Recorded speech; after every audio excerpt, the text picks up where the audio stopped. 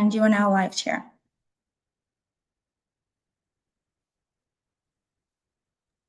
Thank you, Dorothy. Good evening, folks. Dorothy, please can you confirm that we have quorum for tonight's meeting? Yes, we do. Thank you. I'd like to call to order our meeting for tonight. I'll begin with a land acknowledgement. The Halifax Regional Municipality is located in Mi'kma'ki, the ancestral and traditional lands of the Mi'kmaq people. The municipality acknowledges the peace and friendship treaties signed in this territory and recognizes that we are all treaty people. I'd like to also conduct just a quick roll call of our members. We have regrets from Jay Reese, from Renee and Taylor. Councillor Young, are you with us today? Yes, I am. Mr. Chair, can you speak up, please? You're really, really low. Everyone else, can you hear me? Is that any better, Councillor? Yes, that's better. My apologies. Is Andrew Howe with us tonight?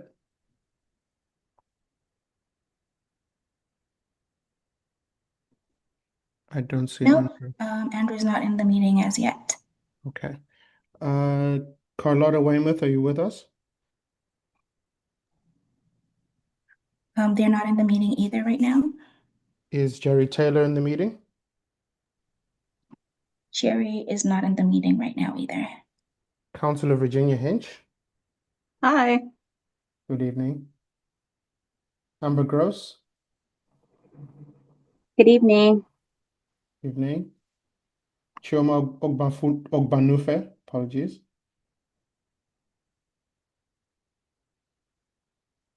Yes, I'm here. Hi, Chioma. Is Daryl Johnson here?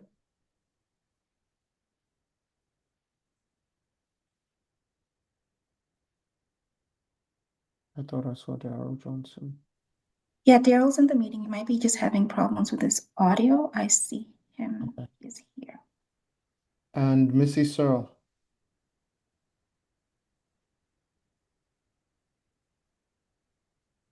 Okay, I don't see Missy just yet. So we can move on to item 1.1, the African Nova Scotian affirmation. Tracy, in Russell's absence, will you be reciting the affirmation? Yes, thank you, Mr. Chair. And it won't be probably as eloquent as Russell, but I will read what I have in front of me.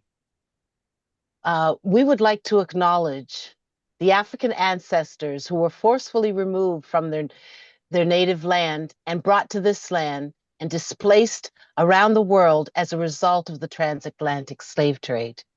African Nova Scotians are a distinct founding people in our community who have contributed to the fabric and culture of Nova Scotia for over 400 years. This historical stronghold of Black people in this province provides the backdrop on which we lean. Our ancestors' labor, heartache, rich culture, traditions, and unwavering strength create the foundation upon which we stand.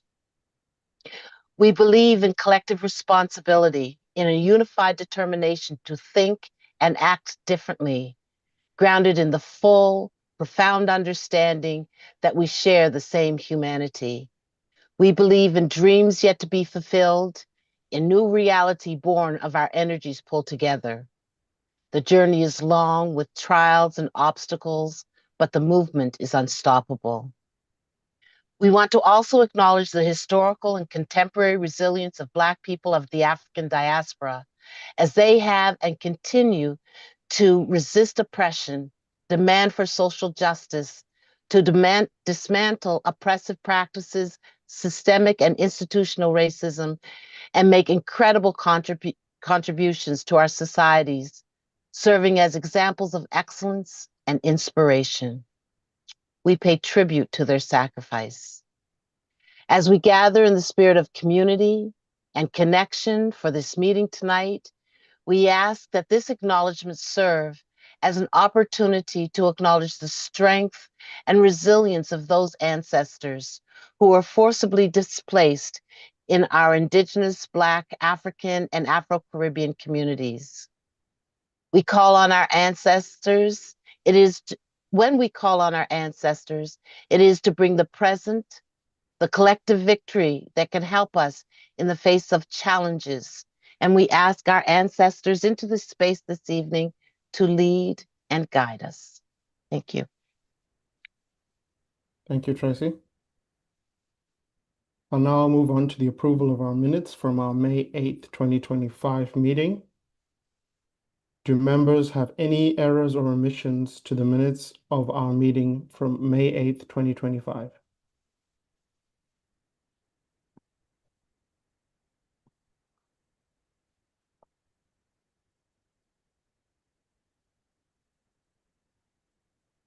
Any errors or omissions?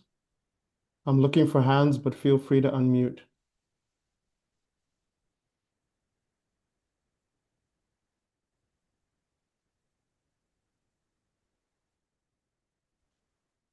Seeing none, can I get a mover and a seconder to approve the minutes?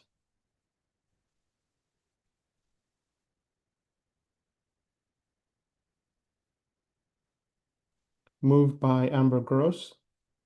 Can I get a seconder, please?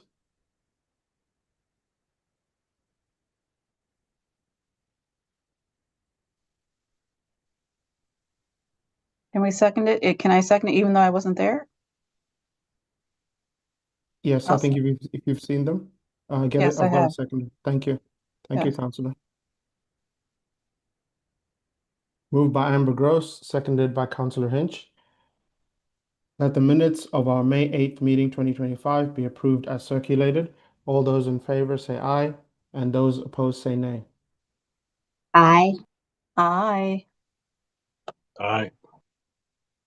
Thank you all. I declare the motion as carried. Moving on to the approval of the order of business and approval of additions and deletions. Dorothy, do we have any additions or deletions to the agenda? No additions or deletions have been received by the clerk's office, Chair. Thank you, Dorothy. Do members have any additions or deletions to the agenda?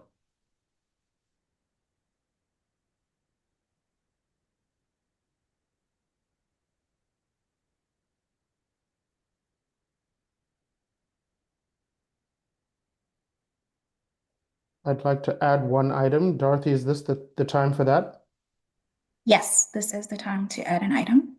Could we add in addition to 9.2.2, a discussion around the recent incident of the councillor Trish Purdy using a racial colloquialism? We'd like to have a conversation around that, please. Sure, that can be added to the agenda as long as the other committee members agree.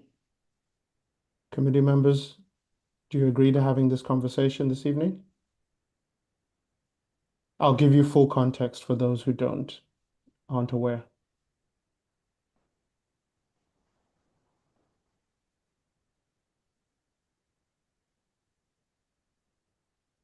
Do I need a mover and a seconder for that, Dorothy? No, just like a thumbs up, or you just need a mover and a seconder just to approve the agenda as amended. Okay. So for that addition, folks, can I get some confirmation? I'll move it. Thank you, Councillor.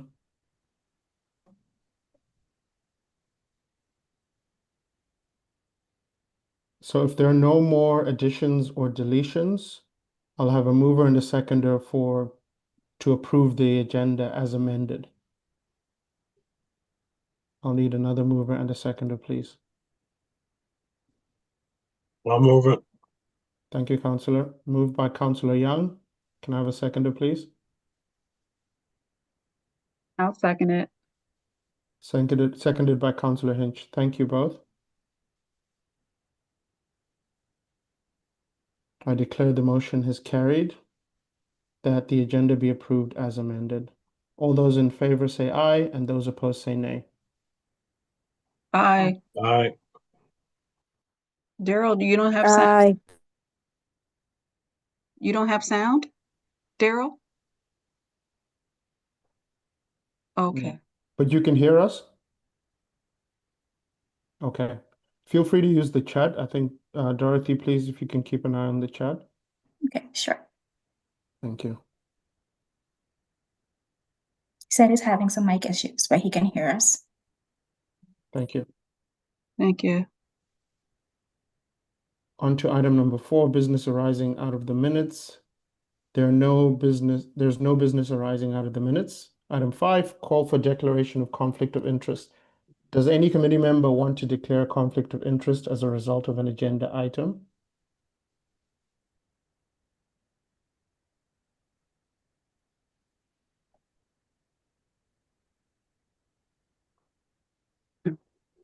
Hearing none, I can move on to the next agenda item. Consideration of deferred business, there is none. Correspondence, petitions, and delegations. Dorothy, has there been any correspondence received by the clerk's office?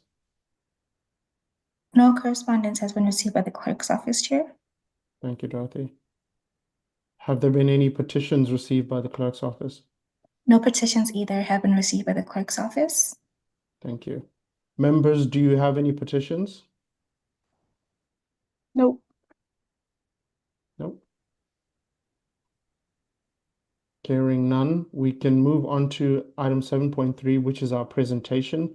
This evening, we have Morag McKenzie presenting on engaging racialized communities, a part of the Community Engagement Counselor's Handbook. Are those folks waiting in the lobby, or are they already in the meeting? They're just rejoining now. They should be in the meeting shortly. Okay.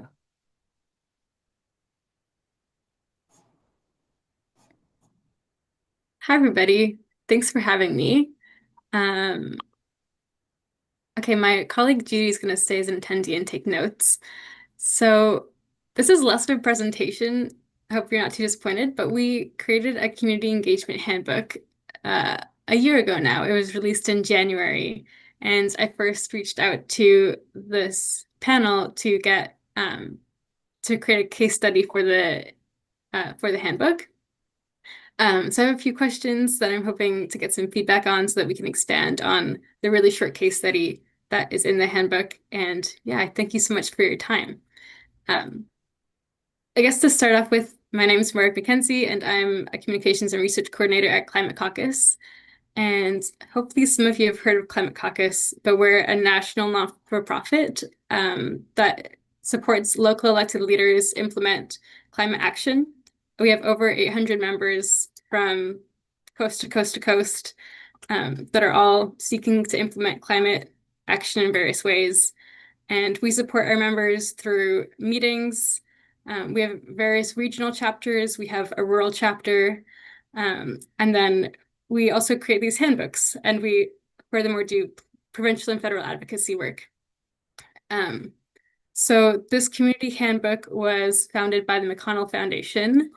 And obviously, we know that it's because of the power imbalances and because of inequity, marginalized groups and equity-owed groups are often left out of conversations around engagement, which is obviously, you all know about that, and that's probably why this committee was created.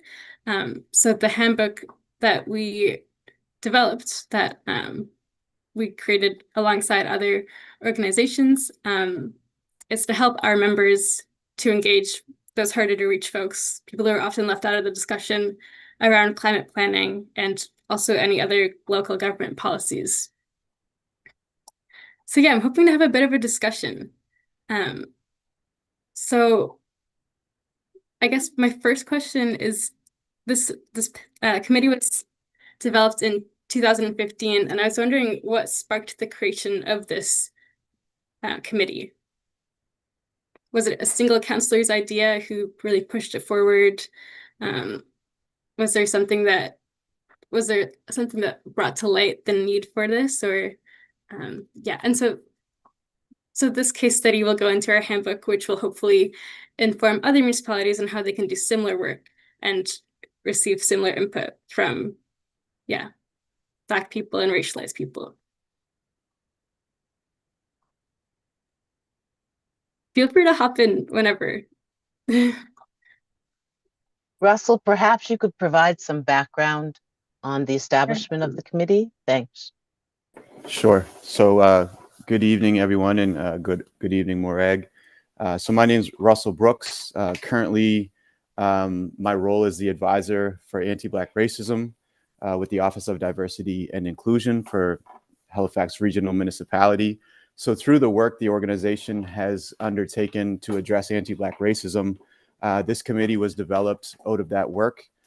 We wanted to form a committee that represented the historic African Nova Scotian communities across Halifax Regional Municipality, while also creating space for youth from those communities, immigrants and newcomers who are of African descent as well, just so they can help us to improve our service delivery to those individuals and to those communities. So that's why this committee was formed. So this committee exists of representation across those communities, and they look at the programs and services that are being currently offered by Halifax Regional Municipality to try to see and identify if there's gaps or ways to improve those services and the service delivery of those programs and services. So that's a quick overview of how the committee was formed and what the purpose is of the committee. So thank you. Great. Thanks, Russell.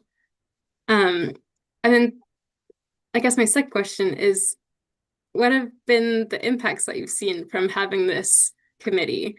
And since its formation in 2015, have there been wins that come to mind or different different impact stories that you think of as not having, that wouldn't have occurred without the committee being in place?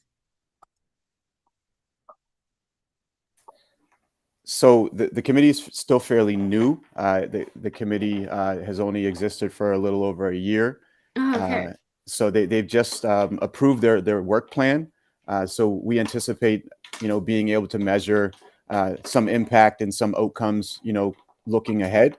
So like I said, they've just determined what their work plan is. So they've identified some priority areas and areas of focus, and looking forward to seeing the work of this committee and the impact that it will have on the programs and services that is offered by the municipality.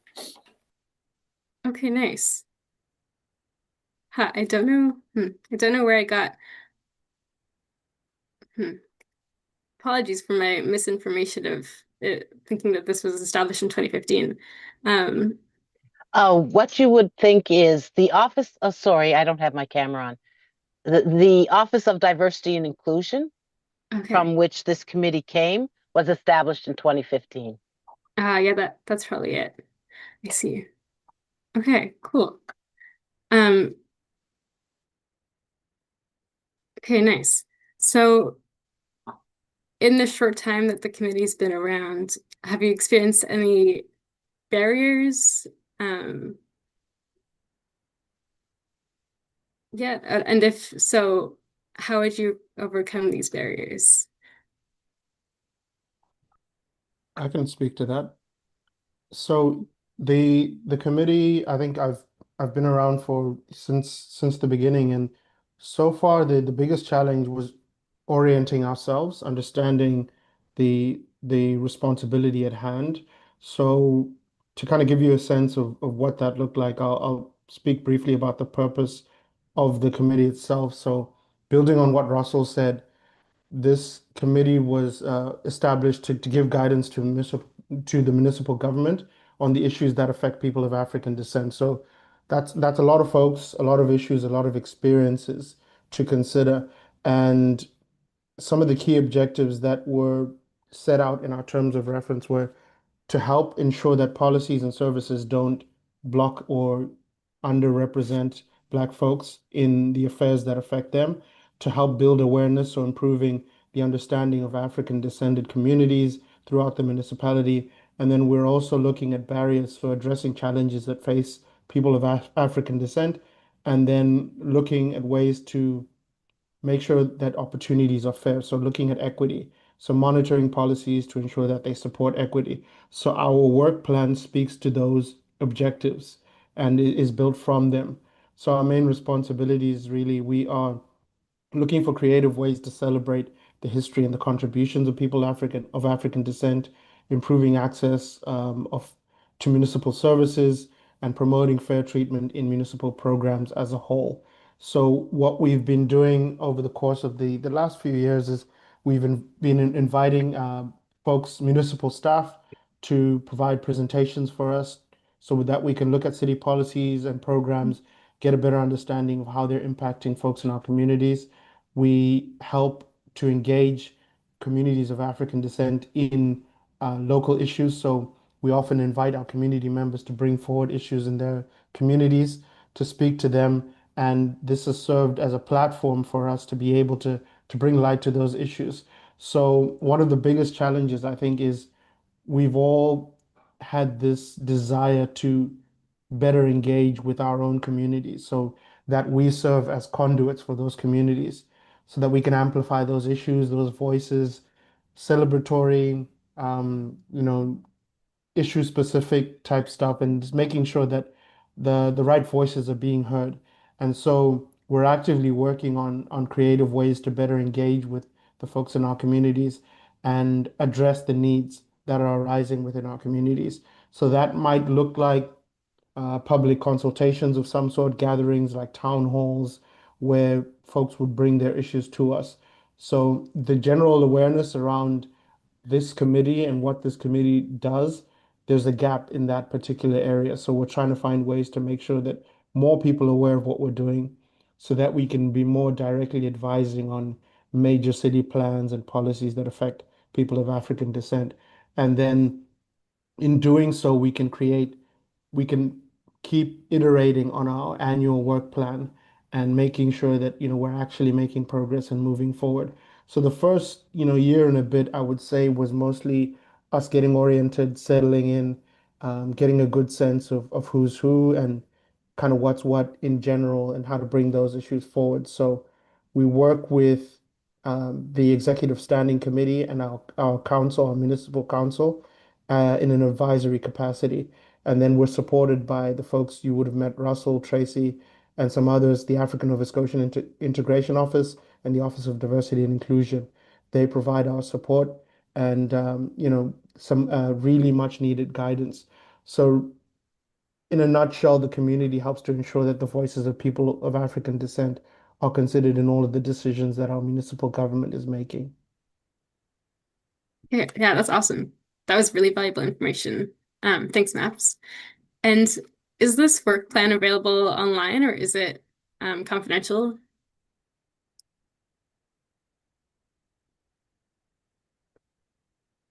The work plan for the committee? To my knowledge, has it been posted, Dorothy? Not yet. That was the other updates that we were going to provide the committee this meeting, that it was just approved by Executive Standing Committee. And then we were looking to see if the committee wanted to post it on their webpage. Okay. So we're yet to make that decision. Okay, cool. Great. I'll look for it in the future. Great. So my next question is, has this panel encountered anything to do with climate policies or been used to inform any climate planning opportunities in Halifax?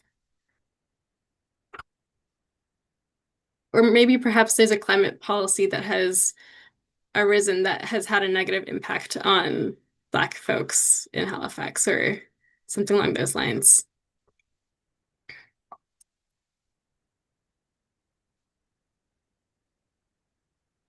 But maybe not.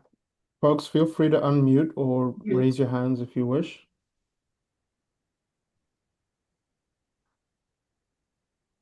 Even if it's just to say nothing that you're aware of. Other than the Halifax, was it 2030? I don't know how much of an impact it has on our communities as a whole, and I don't know if we're in that framework. I'm still looking through that myself. So to see if, you know, African Nova Scotians are a part of that framework and what that looks like. So that's a question that I'm looking for myself. Okay, cool. Good to know. Not, hey, Greg? Oh, yes. Yeah, so not so much on the climate end, but on the essential service end. In the community that I represent, it has 3 African Nova Scotia communities in it, and we're lacking in transit. So that also affects us Mhm. in the employment end and the health end. So there's several proponents that it affects us negatively if we don't have transit in our area, Mhm. and also infrastructure. So it's not necessarily climate, but if you look at it, is Yeah, definitely related. yeah, they're kind of related. So that's a big impact on that's going on in District 14. Okay, cool. Thanks. Yeah, thanks. I will add that we do touch on matters relating to environmental racism quite often. So Mhm. there are ongoing discussions as they arise, on a community by community basis. But generally speaking, it's a big issue in our African Nova Scotian communities, and I think an intentional effort to address environmental racism is much needed in step with some of the climate conversations, the more proactive ones as well. It's often treated as in addition to the other inequities that are happening in communities, but not always treated as something to be prevented through future initiatives. Mhm. Yeah, that's definitely a big challenge, I bet, for this committee. Um, okay, my last question, so I won't take up too much more of your time, is what advice would you give to other municipalities who might be interested in developing a similar committee?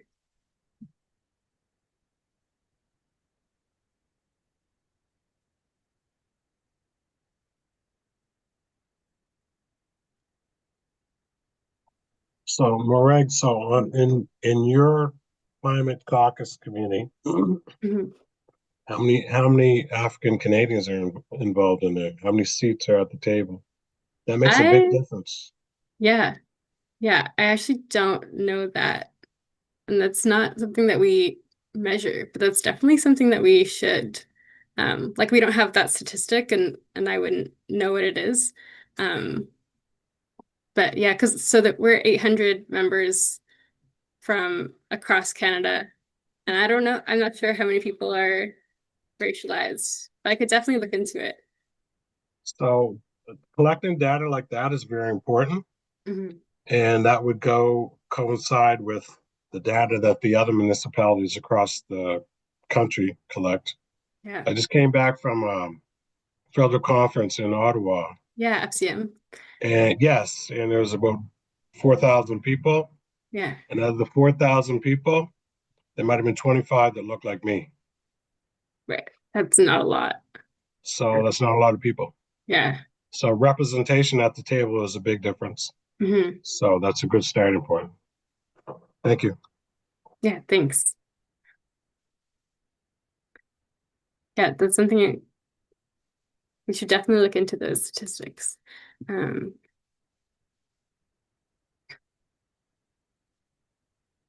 yeah, and we developed a handbook on barriers that women face in local politics.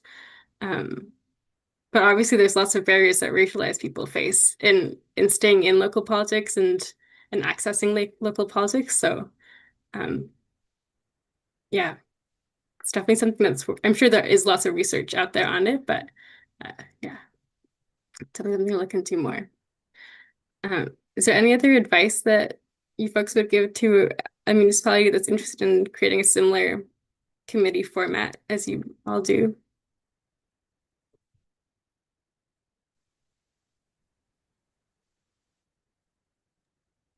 I think the committee should be supported by resources and leadership that can actually move the needle. So being Mhm. able to achieve tangible outcomes.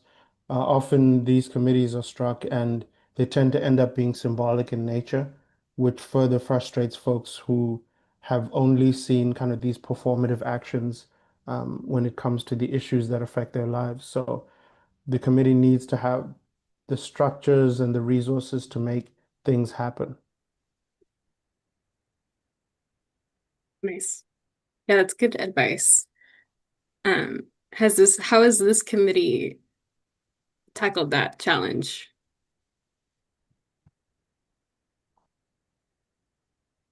Well, I mean, speaking from my own experience, I think we're yet to come across a serious roadblock in terms of getting things done, but I think our structure lends itself well to having the ear of our councillors through the executive standing committee. So pretty quickly we can get our issues to them in front of them. And yeah, I think hopefully when we have something really robust and a really big initiative, then we can know kind of what we're working with in terms of the support that we get to actually move things forward. But so far, I think we've had a fairly good relationship with our leadership. Yeah, and it's good that you have a mix, that you have counselors and folks from different areas on the committee. I could see that Yeah. being beneficial. We've been able to leverage their expertise and their knowledge, and I think it helps as well. They're really involved in the conversations and the decisions. So we do often lean on that, and it's been an asset for us, as many of us aren't politically inclined or even knowledgeable about many municipal processes. So breaking down kind of that bureaucratic veil, it's the councillors' presence. We're really grateful for having them on this committee. Yeah, that's awesome. Okay, well, those are all of my questions, and I'm sure you have lots of other items on the agenda. So yeah, thank you all so much for your time and for helping us to create a really well done handbook. And feel free to take a look and explore more about Climate Caucus if you're interested. I believe the website is in the agenda. Yeah, thanks so much. Thank you, Mark. Thank Thank you, you. Mark. Okay. Bye.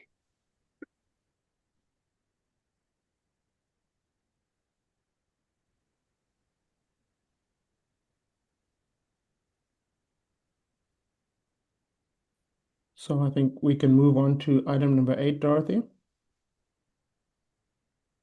Yep, we can move on unless anyone else had any other contributions. Are there any questions following that presentation?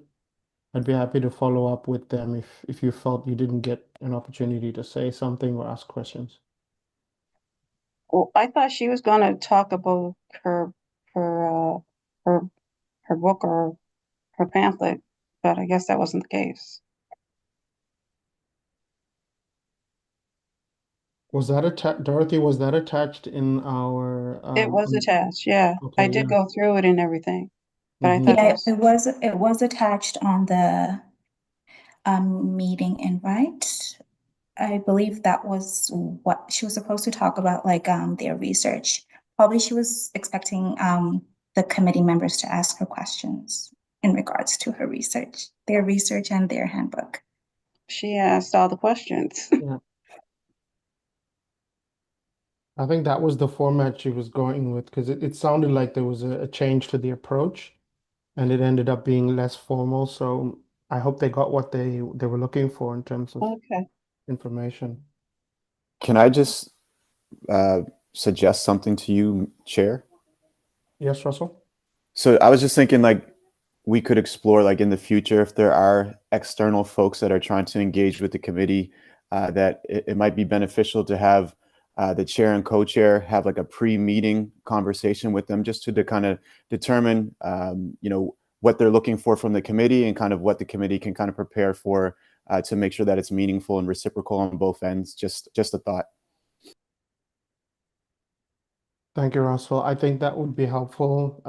That way folks can set their expectations and get good value for their time. Thank you for that, Russell. Apologies, folks, if it was unclear and a little bit confusing how that all went down.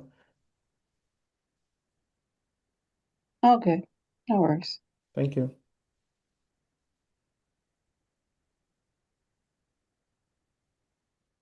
So item number 9, our reports and discussion. 9.1.1, our NZO monthly update. Russell?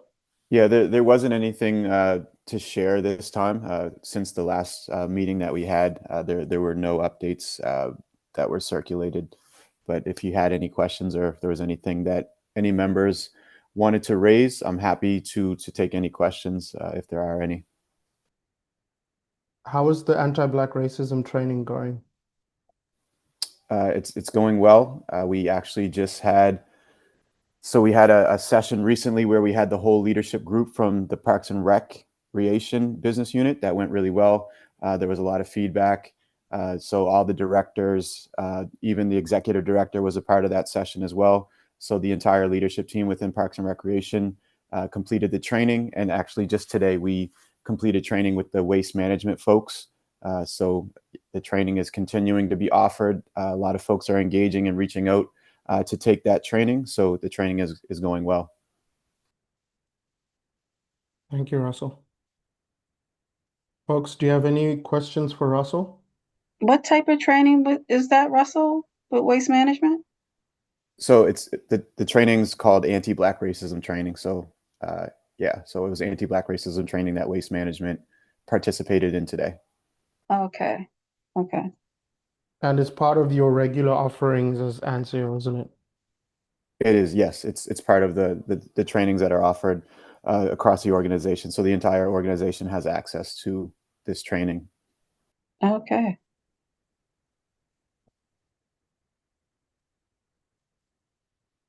I'm just wondering, would that be something that our members could have delivered, perhaps? I don't know if anyone sees value in that to get a sense of what folks are learning. I think that sorry, Russell, make work. It would be really interesting for you to see what we're teaching when we're working with business units. And Russell, of course, is the lead for that. So taking you through the whole thing wouldn't be possible. It's a full day we capture with them, but we could definitely take you through.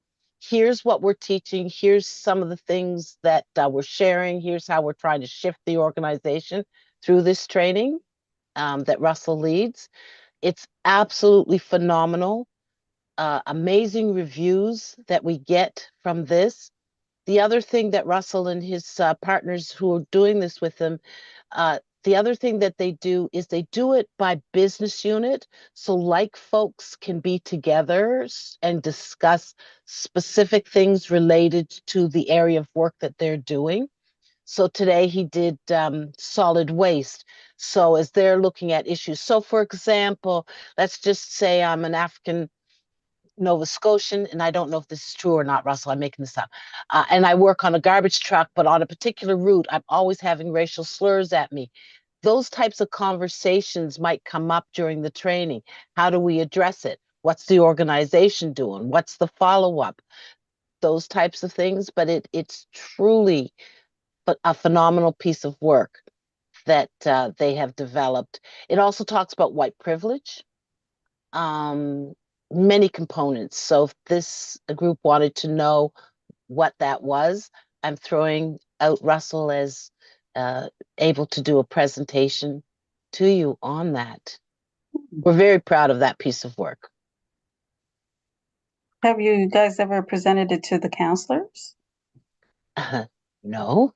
So, Counselor Hinch, there's a little bit of a glitch for us as far as our training goes. So council has a specific period of time where they can attend training that's not that's outside of what would be considered a meeting. So even most recently, when you all were looking at the strategic plan, it was done in small groups so that it wasn't quorum, it wasn't so we're not able in a sense to do our training because it requires the whole group being together.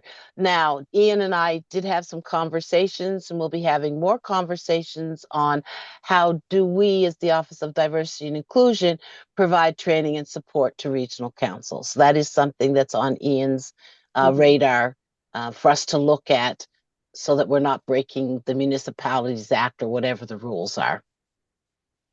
Okay. I mean, we could break it up in a couple of sessions then.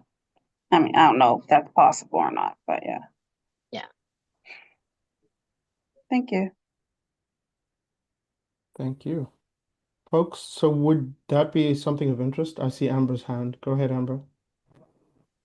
Hi, Maps. Yes. I just wanted to pivot for a second. I have a hard stop at 7, but I just genuinely wanted to introduce myself quickly. I know some folks, I don't know others. So thank you for having me on this advisory committee. I'm very excited to do the work with you all. For those who don't know me, I'm Amber Gross, and I'm from the community of East Preston. And I just wanted to say hello. This is my first meeting I've been able to attend. Dorothy, thank you for all of the accommodations prior to. And so I just wanted to say thank you, and I hope everyone else has a great evening and a hello. You as well. Thank you, Amber.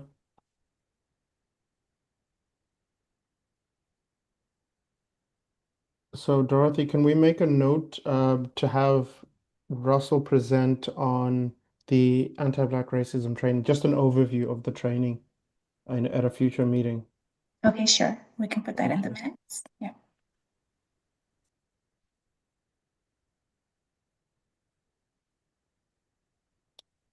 So I'll now move on to the committee member updates. Item 9.2.1. Do any members of the committee have any updates they'd like to share?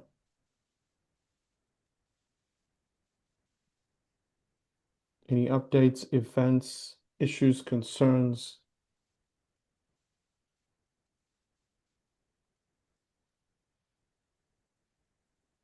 Community events chair.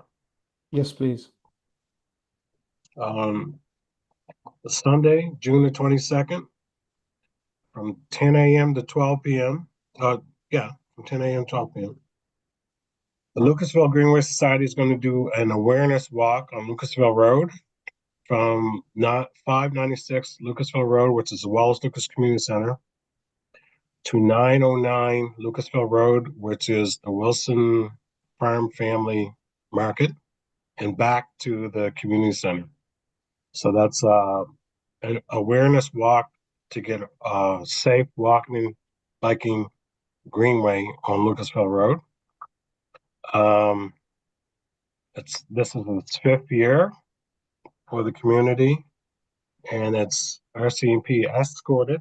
So on one side of the road, the RCMP has traffic control until we come back up along the other side of the road, back to the center. So that's from 10 to 12. From 2 p.m. the same day, Sunday, June the 22nd, from 2 p.m. to 5 p.m. is our fun day. So the fun day is taking place at Acadia Hall Field, and it's at 650 Sackville Drive. The reason why we moved it on Lucasville because it's too big this year. So we have HRM inflatables, we have games for the kids, we have free barbecue, we have a DJ, we have food trucks. It's a fun day from 2 to 5 at Acadia Hall. So that's a fun day part, but it's all for the awareness for the need of a greenway on Lucasville Road, because Lucasville Road has 14,000 vehicles that rides a 7.2 kilometer road in the Black community, and the shoulders of the road are narrow. It's not safe to walk, bike, or even stroll on that road. So that's why we're trying to create a greenway there. That was my thing before I came into council. So I was ahead of that group, and I continue, and we're looking for funding from the province and the municipality to get this done. So it's an awareness walk. So if you want to pass that along to your networks, everybody's welcome. And it is free, but we would accept donations. So, and we're expecting a lot of people. It's right next to the Sackville Library, the Acadia Hall Field. Thank you. Thank you, Councillor.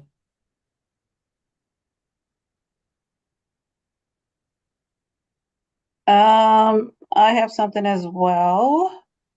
Since our next meeting is until August the 14th, I just want to mention that the Black Lives Matter, BLM in this together's celebration, their 5th year anniversary is coming up, August 7th to the 10th.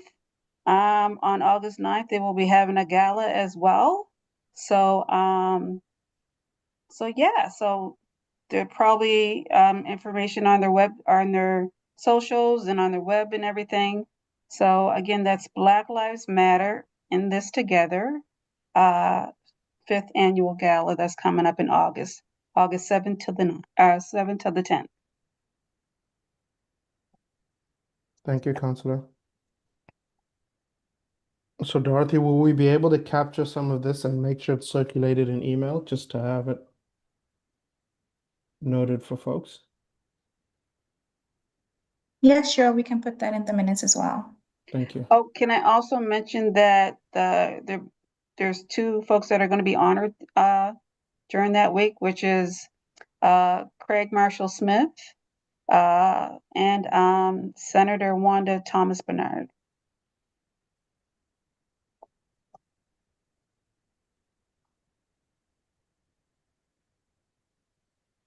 And Craig Smith is with the RCMP, in case anybody who don't know.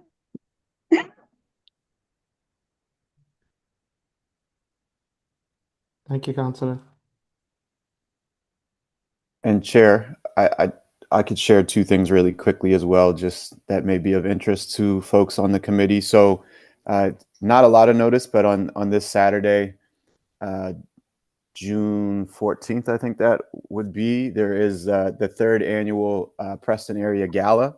It's taking place at the Best Western in Burnside from 6 until 12:30 p.m. This year, the theme for this year is legacy. So it's empowering the next generation, and they will be honoring 6 young individuals that are doing impactful and meaningful work across the historic Black communities. So that's this Saturday. And then also there is a gala coming up in August where Upper Hammonds Plains will be celebrating their 210th anniversary. So there's events taking place over the weekend from August 22nd to August 24th.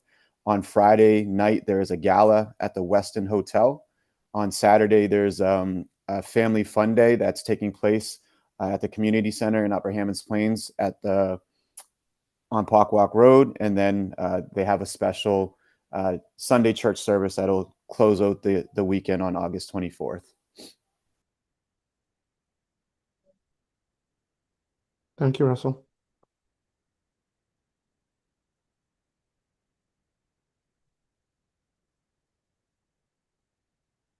Any more additions, folks? Community roundtable updates. Anything to share?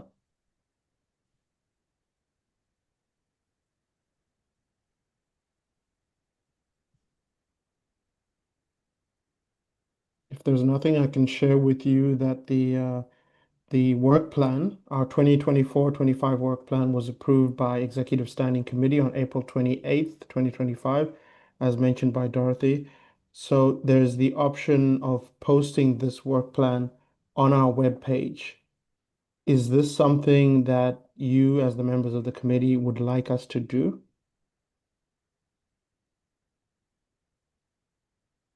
I'm looking for confirmation here.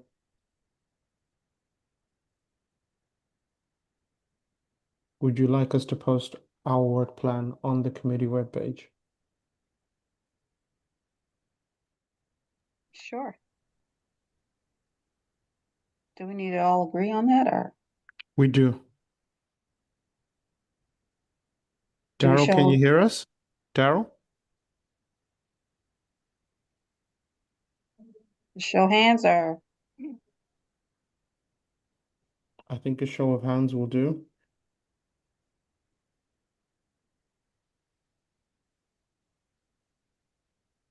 I see Councillor Young and Daryl. Is that affirmative? A yay for? Yes, yes, affirmative, yeah. Yes. Okay. Sorry about Councillor that. Hinch? Thank you. That's all right. Thank you, Councillor. Our other members? What are your thoughts on sharing the work plan to the webpage? Did we lose quorum when Amber left? Dorothy, what happens in that case? I think we're still good to continue since there are no motions currently on the floor or decisions being made. So Okay. just finish off. Okay. Okay, so we have a few folks who have said that they would like that posted to the webpage. Dorothy, is there any way I can formally get a sense of who's in favor of this?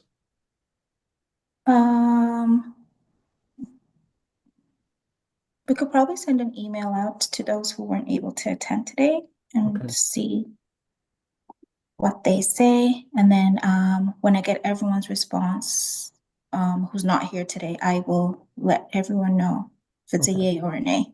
Okay, please do. I think, to my understanding, it's not a time sensitive item, is it? No, it's not time sensitive at Okay. all. Yeah. So let's take that approach instead. Okay. Thank you all for those who did confirm. Mhm. Chair, can I ask a question? Yes, please. So when the committee is off for July, do you guys still collect information and or are we all shut down until we meet again in August?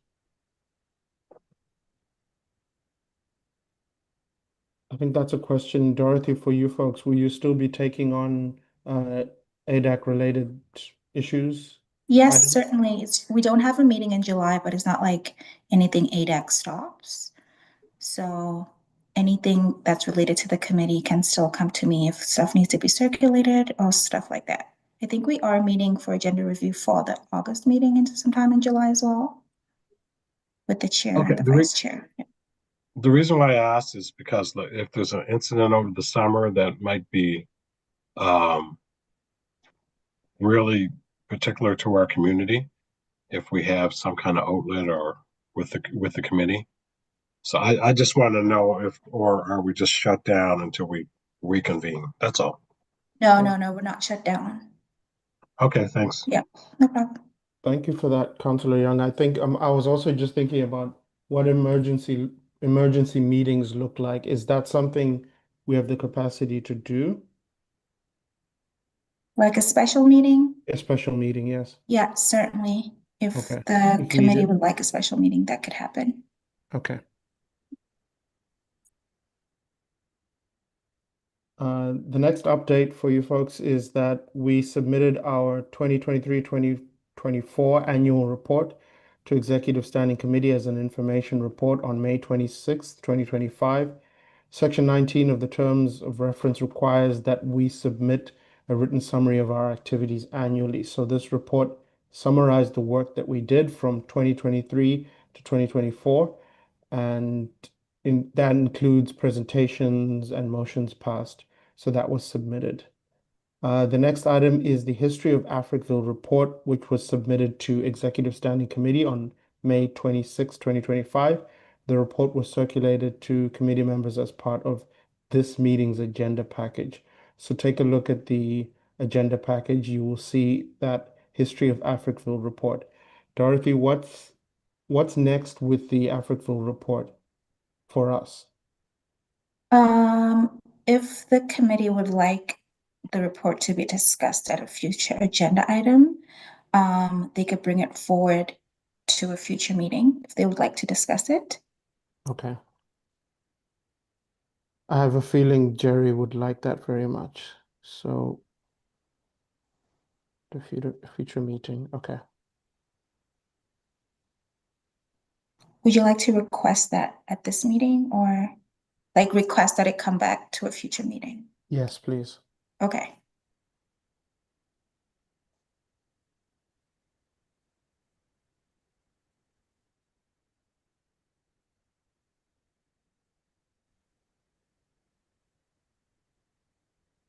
Thank you, Dorothy. The next item is item 9.2.2. Can folks still hear me okay? Yep. Okay. So earlier on, I did mention that we would be having a conversation around an incident that occurred, I think it was day before yesterday, in which Councillor Trish Purdy used racist language during a council meeting. And before we get into that conversation, I just want to start by acknowledging the weight of the discussion that could follow. As a committee dedicated to advancing equity for African Nova Scotians, for people of African descent, it's important that we confront these issues head on, even when they come from our own institutions. So tonight, in addressing this incident, I'm recognizing that it has caused real harm, and we address this issue with care, with clarity, and a commitment to doing better, to justice. So to give you some context, many of you may have heard about the recent use of the phrase "losing my cotton picking mind" by the councillor during the council meeting. And so, for those who aren't aware as well, this language is not just outdated, but it's careless. It's rooted in the violent history of enslaved Africans forced into labor in cotton fields under brutal conditions. And so using it casually, particularly an elected official using it casually, particularly one who represents the communities of the Preston Township, communities shaped by resilience of African Nova Scotians, it's deeply painful and it's unacceptable. So this phrase isn't just something that we can brush off as a colloquialism because it evokes generations of trauma and it's tied to that forced labor, that systemic oppression, the dehumanization of Black people. So for descendants of, Black loyalists and survivors of systemic neglect, to hear this language from their own representative is a betrayal. And so it sends a message that the history of our people and their dignity isn't valued in spaces where decisions about people's lives are made. So my point here is that when such language goes unchallenged in public forums, it perpetuates this culture that anti-Black racism is something we can normalize, something that we can accept in 2025.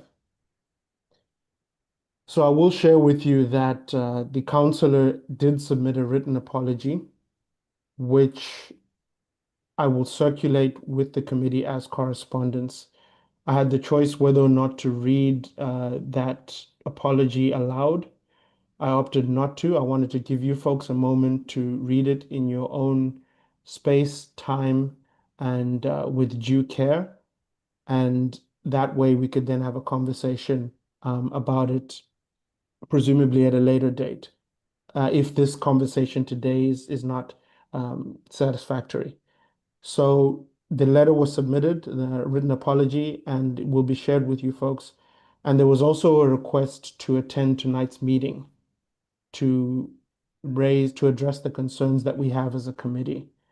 But Tracy Jones Grant, who was acting in her added capacity as an advisor to council, to the CAO, to legal, was consulted with me as well as the chair. And after some careful consideration, we arrived at the decision to not have the councillor attend tonight. This was to make sure that you all have the space to openly discuss the concerns and recommendations without any pressure, without any defensiveness. So the councillor will only attend at the explicit invitation of us as a committee when we are ready to engage her on our terms. So I think what I'm proposing as an approach would be that we adopt a calling in rather than a calling out approach, where we center the education and the accountability, not to be performative in punishment in any way, but creating space for her to listen to the community's pain and to demonstrate meaningful change, so that we can ensure that any next steps, whether it's a public apology or any additional training or policy, is co-developed by African Nova Scotian voices. So it's not just about sparing discomfort. Please don't get me wrong. That's not the idea here. It's about fostering a real understanding of what happened, why it's harmful, and then we work on the institutional change. So at this point, I'd like to invite you folks, I'd like to open the floor to your perspectives. Um, I'll step back a moment. I just want to hear, how you feel our committee should formally respond to the incident. If you feel we should formally respond to the incident, are there any specific actions you'd like to recommend to council to prevent future harm? Moving beyond an apology or training if you feel. And under what conditions do we invite the counselor to engage with us? And what would that dialogue look like? I'll post these questions in the chat just so you can think on them. But at this point, I'd like to open up to you folks to share your thoughts, concerns, feelings.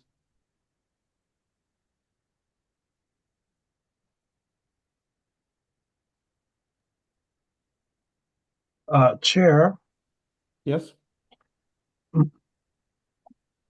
just a couple suggestions. As I've seen Russell give a suggestion, you guys. Is there some way that we can, in order, when we're asking questions or when we're on the floor, that it's more in order, and there's a limit on on the time frame too? I'm just thinking how we do in council, we do it 5 minutes and then we go back to 3 and you can come back as much time as you want. Because I attended a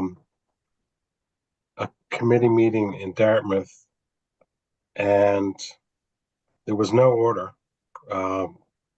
People just chimed in and then started talking and things like that. So for an incident like this, it would be nice to have a time and an order in which to respond to any inquiry or questions. That's just a suggestion. With regards to Councilor Purdy, and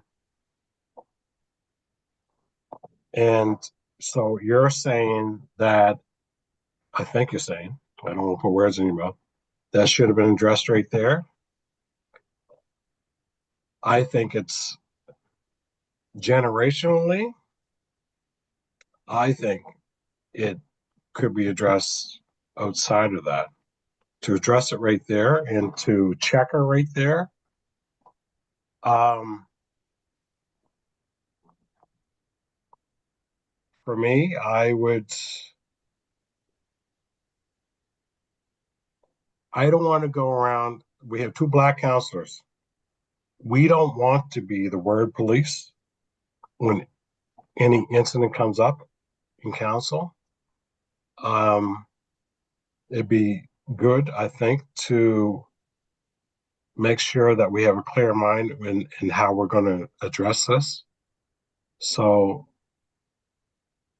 I'm willing to give grace until not for the incident, but for the amount of time is opposed, because you have to be strategic.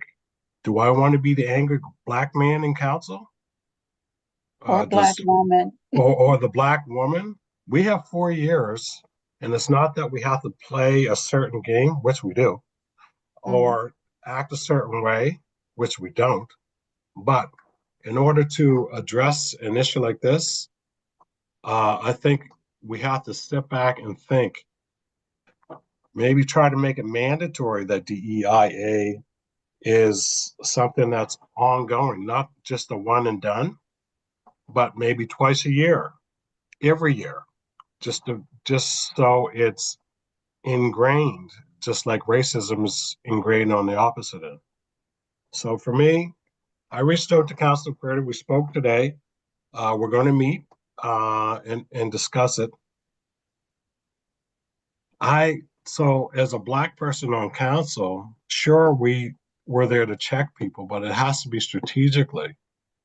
So maybe work on something that can benefit the committee as a whole coming back. Whether that be funding, that the ANSIO gets more funding to directly, not so much train, but directly present to council. Not just, we do it once and that's it, and then there's an incident. Do it a couple times a year. Ask for funding. ANSIO ask for funding for that to get it right, especially with council. That's my 5 cents for now.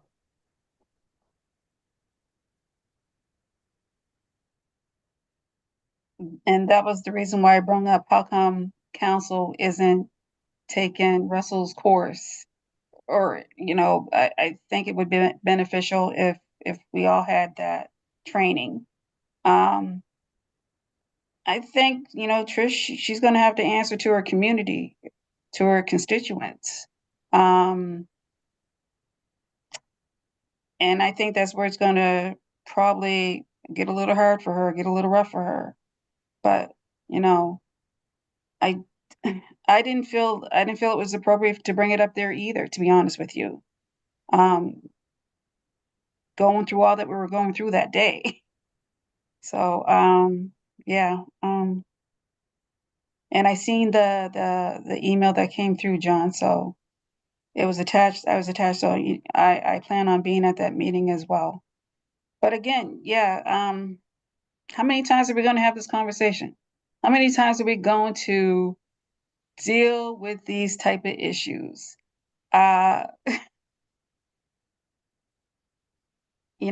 It's a sad state of affairs because again, I mean, I know myself and I know John, we're very, very strategic about how we act in council. We watch what we say, we watch what we do, we make sure that, we're not blurring any lines in any way. But, we are two Black folks and amongst a sea of white folks, if I could say that.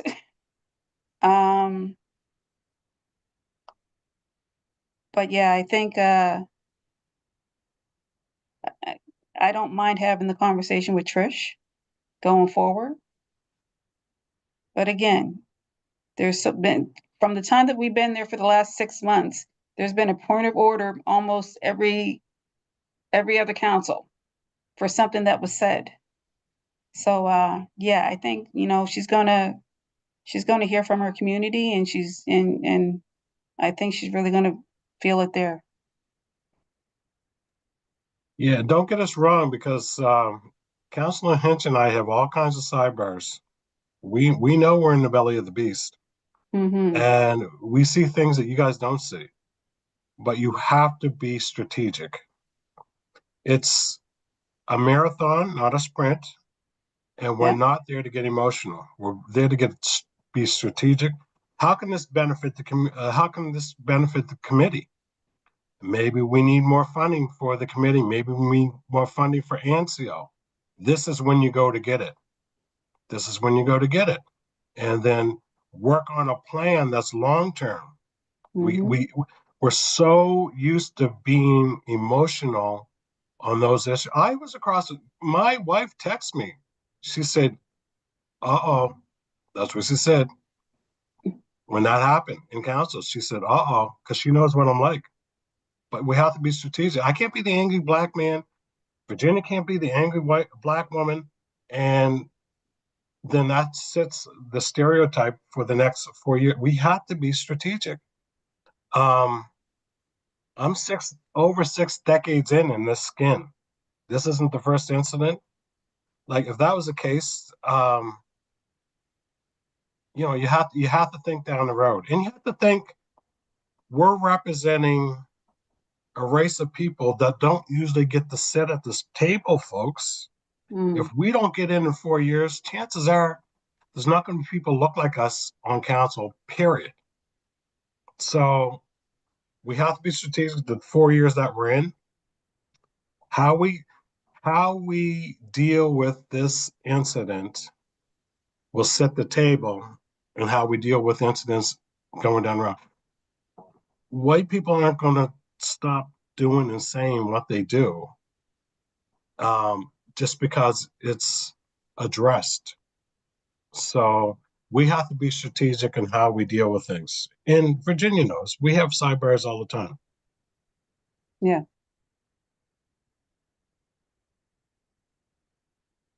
And the other thing that I like to mention as well, not to do with Trish, but people come to me for all sorts of issues and concerns and things of that nature. And it's not the Black folks that are doing it. And they're always putting us in the middle, in the center of what they want to accomplish. And I'm like, are you really there for me or for the Black community? Or is it just something that you're trying to accomplish? So there's those things as well that I'm seeing a lot lately. For instance, we don't mean to take over all you guys' time, but we're just, Yeah. But And for I'm trying instance, to be strategic with what I'm saying right now too, because I know we're live, but yeah, and be Yep. respectful. But Yep. there have been many things that have come up that are you know, I would say, you know, that are alarming to me because again, they're putting me as a Black person right in the situation when it really has nothing to do with me. But they're making it broader than probably what it is in order to get their agenda across, if that makes sense to you guys.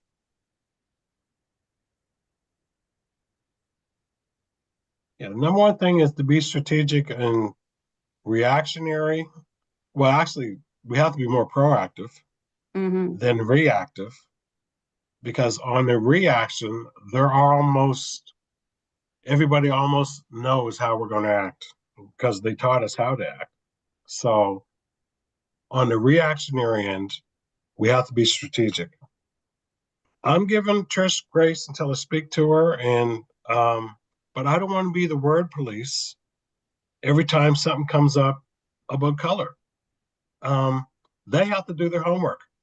I've done mine. I probably know more about white history than they know about themselves. So I've done the research.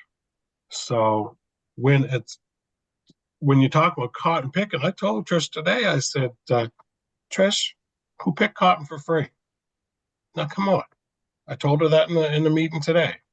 And we're gonna have a chat. But you have to be strategic. How's it going to benefit us instead of hindering us by word of mouth? So you have to be strategic. I said enough.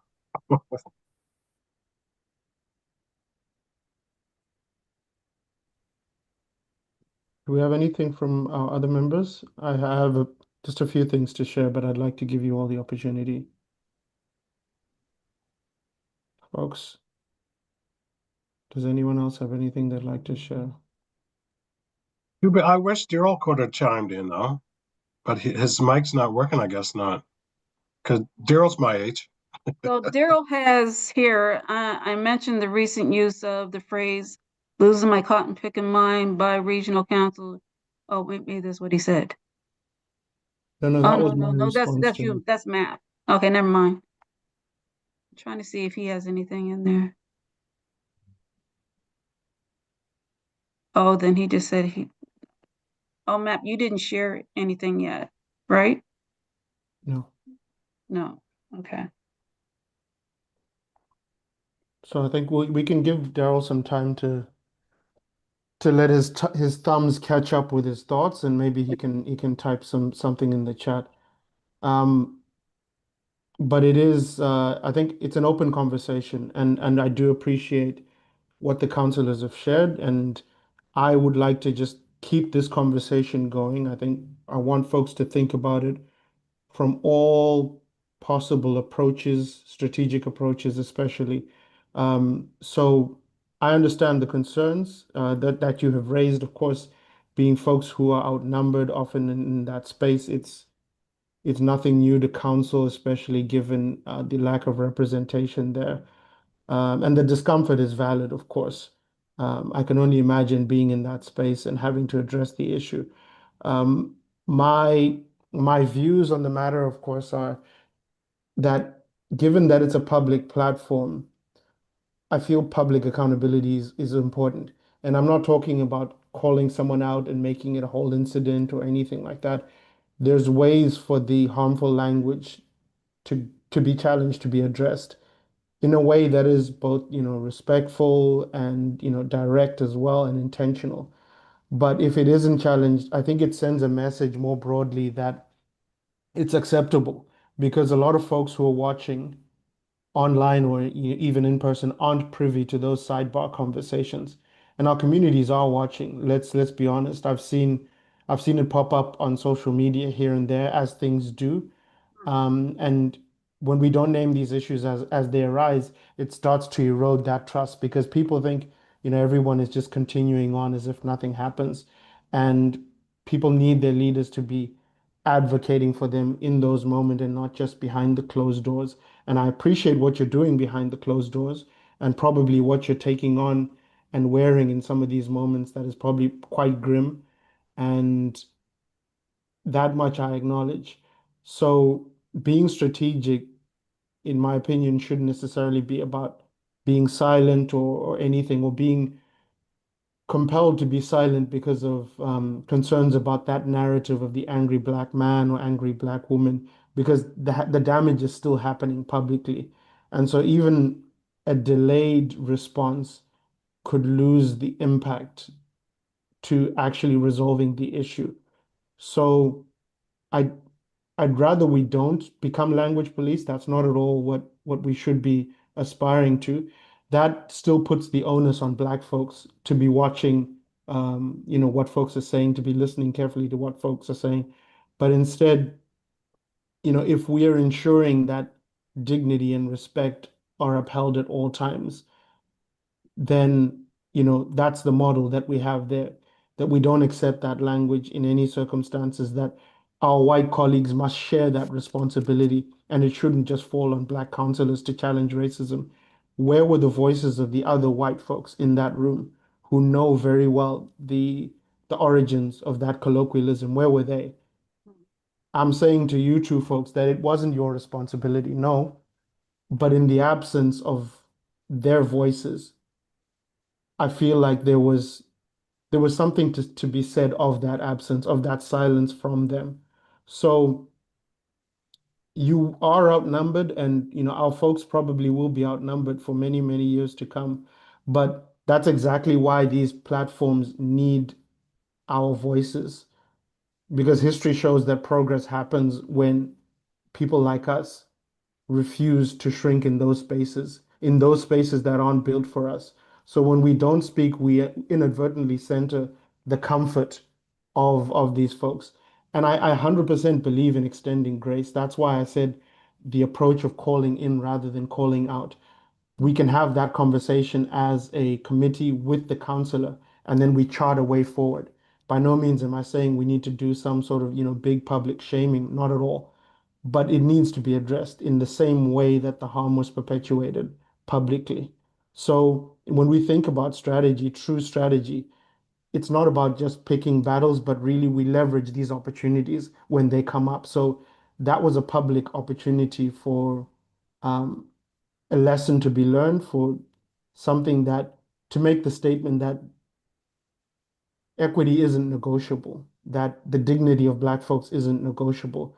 So our communities look to us, the African Descent Advisory Committee, as leadership, as folks who, should have the courage, not just the caution, to speak on these matters. And so I think the challenge is to ourselves to keep disrupting the status quo, the things that have been normalized, and we do that together. I appreciate that you two are in that room as the two of you, but now you have us. Yes. So how do we support you to make sure that this doesn't happen again, that you aren't absorbing these microaggressions, these insults, these assaults, frankly, on your dignity? Something has to change. We know that, we could very easily default to say, oh, that this is just how folks are, but this is causing harm to you too, as well as our communities in real time.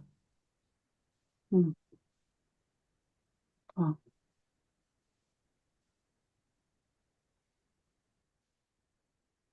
Well, Matt, I thank you for that. I appreciate that. It is heavy. It is heavy at times. It is. And what I can say going forward, I mean, we can acknowledge it at the time that it does happen. And I'm pretty sure that we're dignified to answer it or to address it in a way that is not just calling somebody out in a disrespectful way or anything of that nature. So yeah. Yeah, I think you're right.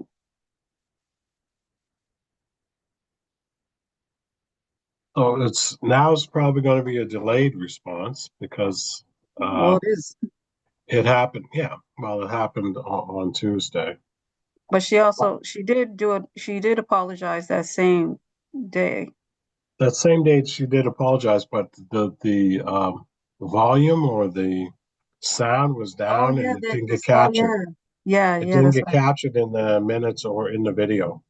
Yeah. Um, it will more or less be something that's brought to council probably when we meet next week. I don't know if it's regional council or about the regional plan, but in the midst of that, that will probably be brought up. It's the old me would have did something a little different than the 2025 me at that in an incident like that. So Chair, thank you very much. Wisdom and youth, my God. No, Right, much right. appreciated. Much appreciated. Um, no, okay. All right. In the future and even in the present, yeah, I guess they have to be checked. Yeah. So I think, thank you both. And I do, as I said, we deeply respect all that you bring to council and all that you experience in council and that you share with us as well. It helps us get some insights into how things are going and what needs to change.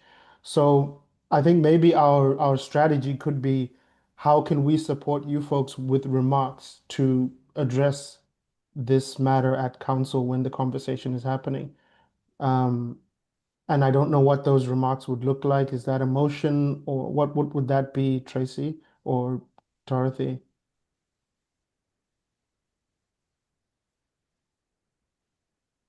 Sorry, I was having trouble unmuting.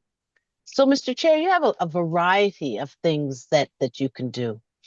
Should the committee decide, the committee could write a letter to mayor and council expressing their concerns and making some suggestions. Councillor Young talked about using this to the advantage of the committee, whether that's to inquire about further training, increased resources for the committee or for ANSIO. So those are sort of two things. And then when you talk about supporting our counselors, first and foremost, what I would say to the counselors is a little bit outside, and I know I'm a staff person, I'm not supposed to do a lot of talking, but what I would say is that the ANSIO office, our anti-Black racism lead, are there to support the counselors. Russell, through the work that he's been doing, has been definitely taking care of our team when we're having to deal with issues of anti-Black racism, ensuring that there are supports for us.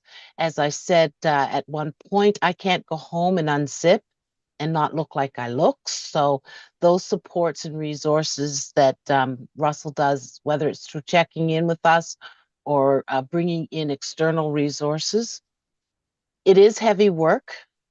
Being Black, being a minority on council, many of us sit in positions where we are the one of only or one of a few. So the thing I would say to you as counselors is that one of the roles of this committee is to help lift up, to provide that support. So not only are we hearing from community as to what their needs are, it's also important to understand, are there pieces of work that this committee can support? And one of the biggest ways this committee can support is letters up through the Executive Standing Committee, motions to support perhaps a piece of work that that the city is doing, or maybe not supporting a piece of work that the city is doing. I mean, I don't know. But this committee is very unique. It's brand new. It's finding its way, but it's not solely only to provide support to the community. As the chair has said and had asked, what can this committee do to support our counselors of African descent? And then again, there is the role that our office does play to provide support. I'd close by saying that it is the role of the committee to kind of look at what direction or where they would like to go, or what steps they would like to say. Our role as staff is to provide advice, and in some cases, sometimes council might direct us to act on something. But as staff, Russell and I and Dorothy are here to just really provide support and expert advice where we have it. I hope that helps some. Tracy, on that, so what about a letter directly to the mayor to address council for this incident? That way it's, I don't know how, Yeah. I don't know the If that is the protocol. will of the committee, that would have to, the committee would have to decide on that. Sure, That's not something that I would provide advice on. right. It's not something I wouldn't provide advice on. Again, it's the lead. Our role is in some respects to provide advice to committee. So as MAP said today, I made a decision. I let the chairs know that my decision as the senior advisor to some of the higher level folks in the organization, I felt it was in the best interest to not ask Councillor Purdy to come, because I didn't know we don't want to cause any further harm. So I didn't want, and MAPS wrote back a wonderful letter, smart young man that he is, even though he left me. No, and talked about restorative practices as opposed to, harmful practices. But if the committee said they wanted to write a letter to the mayor requesting the mayor do A, B, or C, that's totally up to the committee. That's not under my direction. That's the lead of the chairs. And of course, as members of the committee, you're also part of that decision. Okay. Thanks. Thank you, Tracy. Yes, thank you, Tracy. So Daryl only got half of the conversation. He didn't really get the whole thing. So when Trish was referring to your cotton picking mind, she wasn't addressing myself or John. I believe was she addressing the staff, or was she addressing? I'm trying to remember. From what I I picked think up, it was an exclamation. So if you go back to the tapes, it wasn't, I don't think she was saying you're out of. I think she said I'm. Oh, I'm out of my Yes. cotton picking mind. I To don't. support the motion. I It believe was all in and around reference. there at around Yes. 4:43 in the evening. You guys had been at it all day. It was sort Yes. of that last 20 minutes before you broke for supper and then came back. You'd have to go back and look at the council recording in order to specifically see. Yeah. it was around the conversation was around congestion and traffic, and so the phrase was, folks in her constituents, I guess, were um, really frustrated by the traffic, and so she used the description that someone would be stuck in traffic and is so frustrated that I'm losing my cotton picking mind. So it was to describe that frustration of being in traffic. It wasn't directed Yeah. at an individual, but it was more the use of the phrase. Yeah. Yeah. So I think my ask to you folks would be, what should we proceed with a letter through the Executive Standing Committee to the mayor and council? And what would you like to see in that letter in terms of actions or how you'd like the issue addressed? I put those questions in the chat, but if you'd like us to proceed with the letter as the way to address the issue, what would you like included in the letter? And I think it's best we also include our folks who weren't able to attend, and we'll send that via email as well. Yeah. Matt, I think if you submit that for just a response from everybody, Okay. and then you can form it based on the responses. Okay. But I think that it should also include a going forward strategy, not just a response from us, but a response and also how we're going to make things better in the future, because it might happen again. Mhm. Because those who use those terms don't really have any consequences to use those terms until they're checked. So they continue to be used in the future. It mightn't be Councilor Purdy, it might be another counselor, or it might be a new person coming in.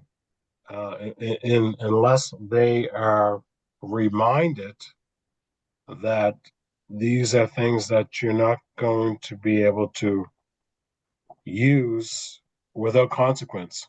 Consequence part has to be in your letter, I believe.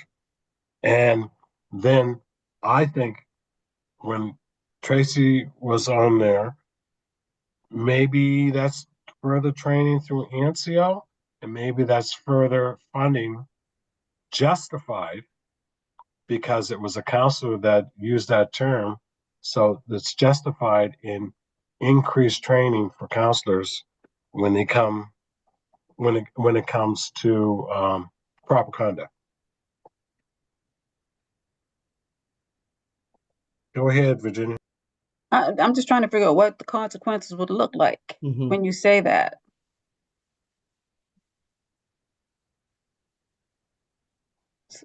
Well, probably like, so is the anti-Black racism training mandatory? It is not. So maybe, Russell, it should be. Mm. And so this has been raised many times in the past. And so it's really at the discretion of the executive director right now for each business unit. So, for example, planning and development, the executive director of planning and development made anti-Black racism training for all of planning and development.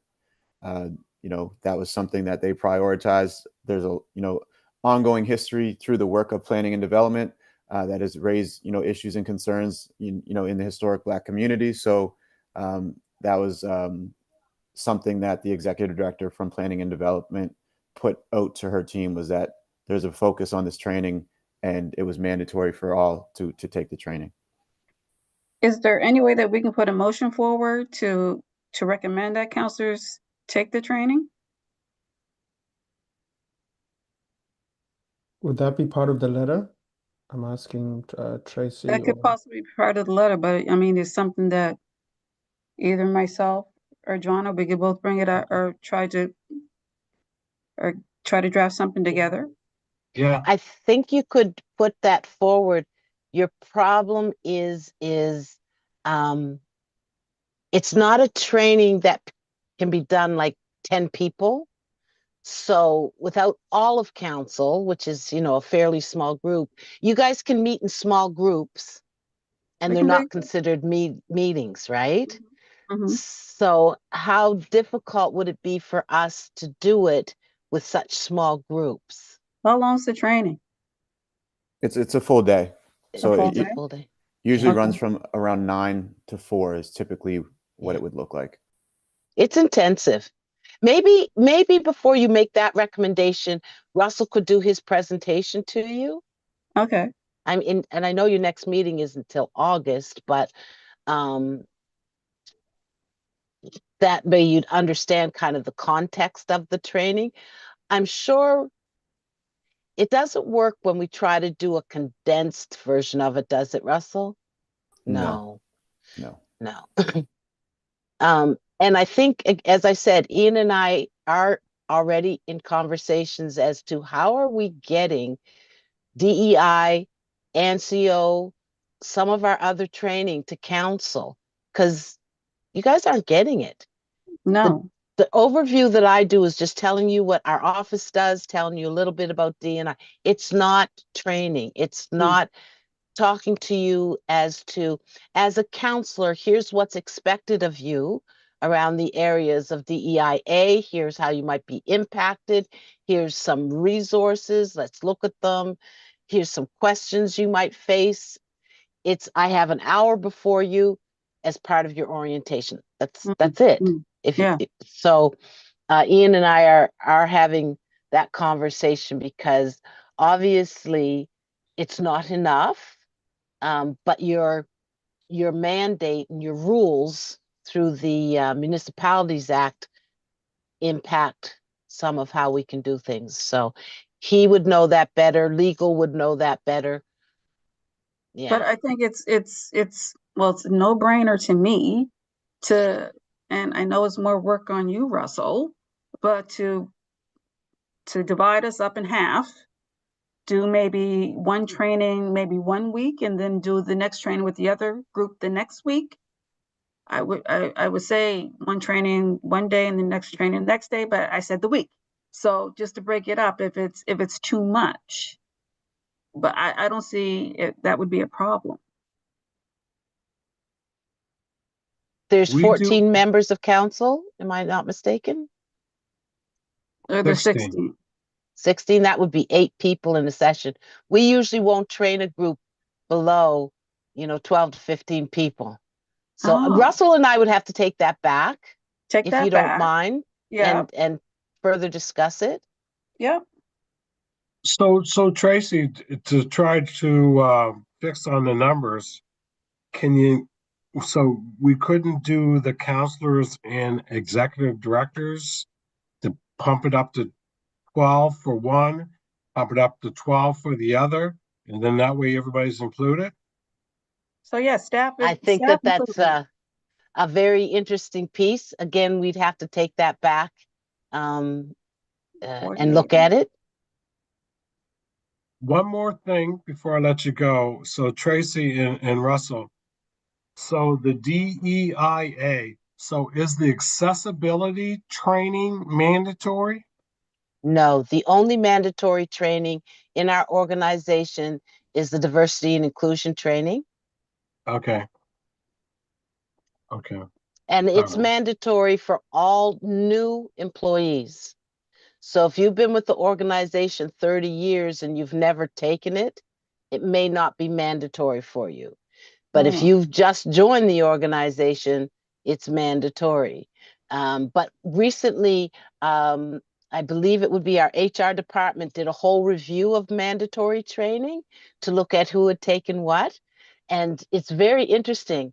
I've been with the organization 10 years and it showed I hadn't taken D&I training, although I developed it originally and presented it. So I think all of us, from executive leaders straight through, are getting an update on here's the training we don't think you've had. So we are seeing an uptake in the organization on the DEI training, but all the other training is not mandatory. Okay. Yeah. Okay. All right.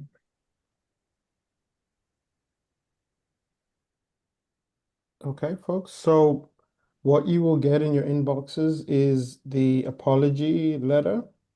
And with that, consider how you'd like us to respond in letter form.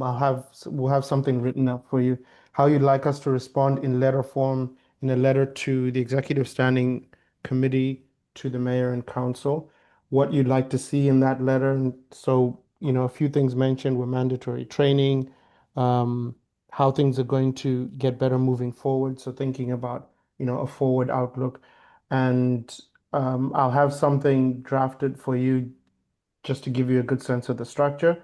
But the big thing is, what would you like to see in that letter to address this issue and to prevent further harm moving forward, whether it's consequences, training, an apology in a different form? What would you like to see in the letter? Maps with the mandatory training, I believe that's good in the letter. But what if something triggers it like this? So what if there's another incident in the future that triggers what we're going through right now, and say they already had the mandatory training? Mm-hmm. Do you know what I mean? Just to Yes, yes. fill in the gap. So maybe when the letter's done, maybe those gaps will be filled too. Yeah. Because let's face it, there's going to be incidents in the future, and that person might have already taken the training. Mm. But that might be a type of person that continues to do the same thing all over and over again. So how do we fill in that gap too? How about with a fine of sort? Is there possible to have a fine of, Well, we have a code of conduct, so Oh, we have a code of conduct. So, Mhm. well, so if it's repeated or after you take the training, I really don't believe there's any excuse. I know people trip up, but do your homework. Mm.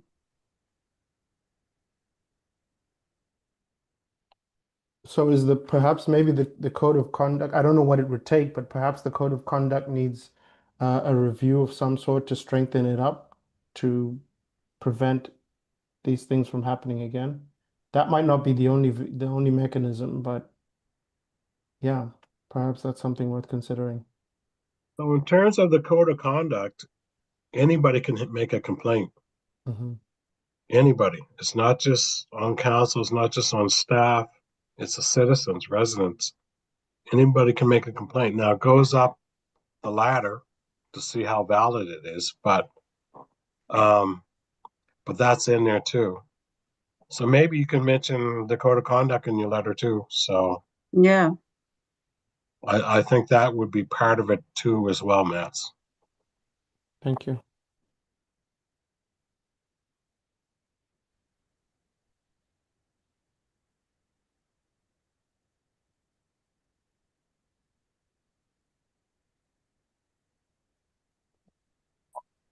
It's nice to see a committee like this, especially on the youth end. That was null and void when I was coming up. So we didn't have access to that. We're just fighting to get even, and we're not even yet. So to have you guys there as a committee and you, Russell, all the members of the committee who are younger than me, Mhm. it's very, very impressive, and it's very nice to see that the baton actually can be handed to the next generation. Virginia and I don't want to be a one and done. We want to set the table for Maps coming in, for Russell coming in, for whoever is Amber coming in. Mhm. Those tables weren't really set for me. I don't know if they were set for Virginia, but they weren't set for me. So Definitely to not. be able to hand that baton off and continue the work and the progress, it's really nice to see. So I just want to give you props, you guys. Thank you Yes. very much. Yeah. Thank you. Thank you, folks. We appreciate you. I think that feeling of growth and support and mutual nurturing, it's mutual. It's mutual. I'll say that. So thank you very much. So I've kind of given you a sense of the homework to expect. So please, folks, do respond when you get the chance. Think it over. The idea behind sending that letter after the meeting was to give you some time to think about it. I understand that it could have been very raw for some folks coming into this meeting, so we didn't want to further burden you. But please do reach out at any time as we work on the letter and let me know how we can strengthen that and make sure your voices are central in this response.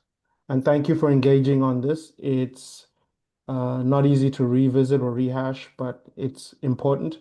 And thank you for your openness to compromise, to strengthening our strategy, and to the continued work you do.